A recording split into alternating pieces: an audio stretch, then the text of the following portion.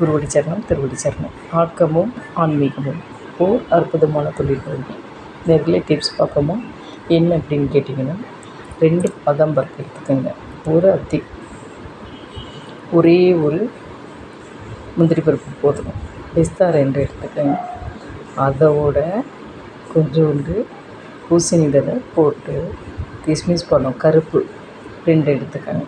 அதை விட இன்னொன்று மெயின் டிப்ஸ் என்னன்னு கேட்டிங்கன்னா, கசகசா எல்லாத்தையும் போட்டு அரைச்சிட்டு நல்லா ஒரு அரை டம்ளர் பாலில் திக்காக ஒரு ஆற்றி இந்த அரைச்ச விழுதை போட்டு, குடும்பத்தில் எப்படியும் 5-6 பேர் இருப்பீங்க, இது கரெக்டாக நான் சொன்ன இது வந்து மெஷர்மெண்ட்டு 4 பேர் சாப்பிட்லாம். 4 டம்ளர் கிடைக்கும்.